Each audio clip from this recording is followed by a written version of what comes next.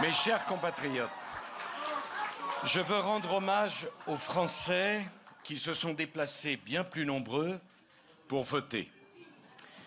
Chaque Français doit se réjouir, car il n'y a pas de démocratie vivante ni de débat utile lorsque l'abstention est trop forte.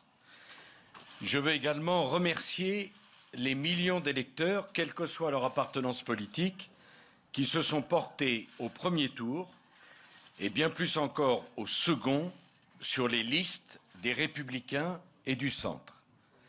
Cette mobilisation en faveur de nos candidats du second tour ne doit cependant sous aucun prétexte faire oublier les avertissements qui ont été adressés à tous les responsables politiques, nous compris, lors du premier tour de ces élections régionales.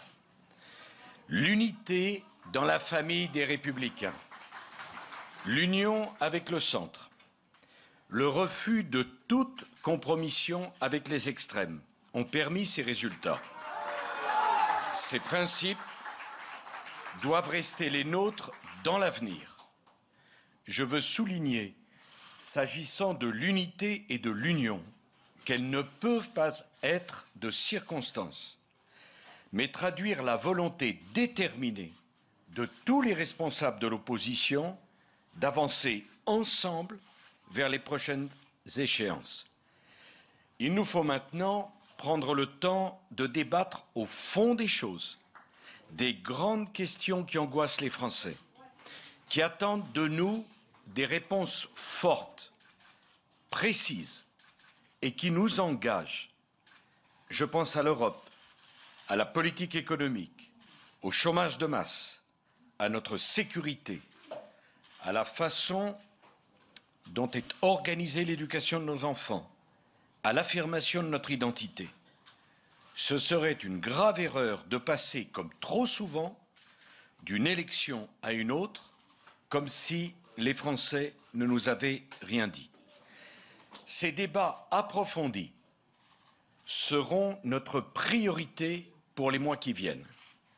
Les Français doivent être convaincus que nous aurons les réponses à la hauteur des enjeux. C'est une exigence de responsabilité qui nous engage tous.